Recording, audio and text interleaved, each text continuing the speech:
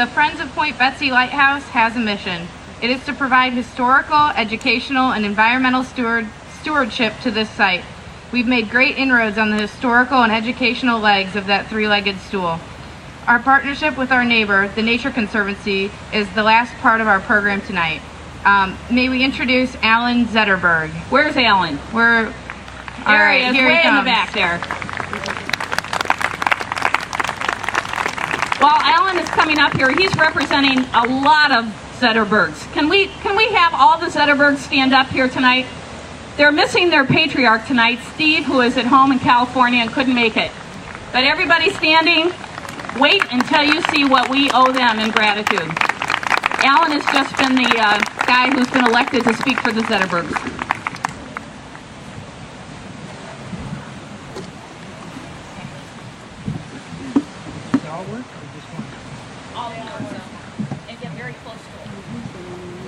Thank you, Amy. It's a great pleasure to see you all tonight and to be a part of this celebration and to see so many wonderful friends of Point Betsie. I see many people out there and people we've worked with.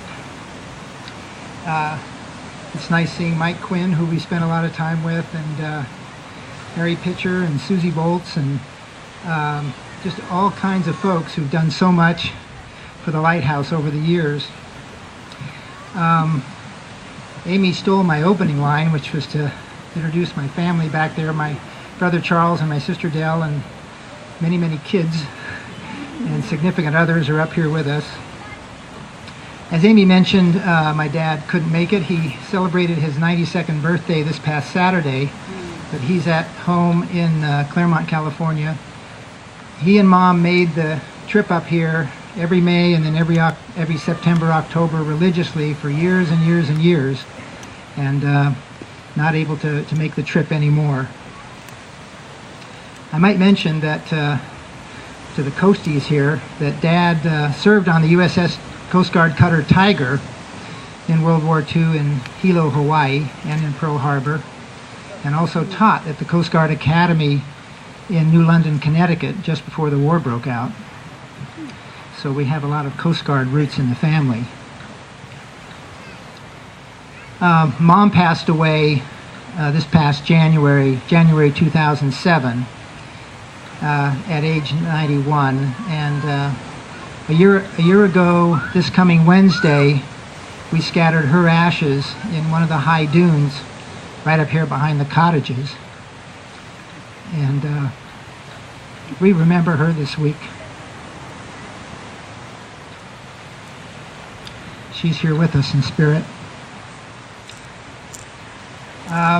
We have a lot of memories in the family, one of which was as kids sleeping in the big Coast Guard house up behind and watching the Coast Guard light would come in and shine through the window as we were going to bed and trying to go to sleep at night, and the light would go around. That was when it was the active light, being the beacon out to the lake, and it was fun to see the flash of the light go through the windows. A bit of history. Our grandparents, Arvid Zetterberg and his wife, Winifred Ingersoll Zetterberg, were from Newcastle, Indiana, northern Indiana, and they started making their way up to this part of Michigan in the 1920s. For a while they rented a cottage on Lake Onekama, gradually made their way up to Frankfort, and got involved with the Congregational Summer Assembly here on Crystal Lake. Loved the whole lake, loved going down to Beulah and Benzonia.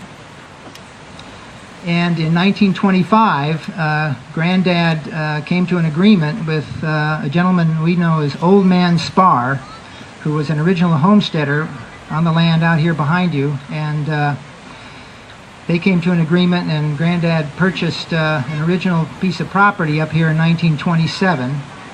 And gradually that was added on to from the Spar family and from, I think, eventually the Coast Guard. Eventually that became 90 acres in all, which stretches some 2,000 feet down the beach. When they passed away in the 1970s, they left the land to our dads, Steve Zetterberg, and Steve and Mom, as I mentioned, would come up here. They came to just loved the land. They used to come in summers in college in the 1930s even. And Dad became interested in issues of shoreline erosion and how the sand dunes moved and changed, and preserving the sand dunes. That developed an interest in preservation and struck up our partnership with the Michigan chapter of the Nature Conservancy, which is a partnership that we continue to cherish and value today. In 1988, Mom and Dad donated 70 acres of the land over to the Nature Conservancy to establish a preserve to remain in perpetuity, to keep the sand dunes, to keep the beauty of this place, and allow the Nature Conservancy to care for it. We also established a small stewardship fund to help with that, which gives the Nature Conservancy some of the resources it needs to do this kind of work. We continue to work with them. Had some discussions today about invasive species of plants and getting into the bigger issues of the day, and how the changing of the planet will affect this area as well as the rest of the state of Michigan. There's still a great deal of work to be done. We're glad that the preserve is established, and we're glad that so many of you come out and enjoy the land, enjoy the dunes and the beach, the sunsets. But there is still much to be done. We need to care for this very beach right here. We need to continue to respect this unique place and treat it with care. We need to love this land. We need to allow it to reveal its beauty to us. You're all familiar with Gwen Frostick, and she of course used to come out here and do some of her drawings out here, and we still see some of those plants on her cards today.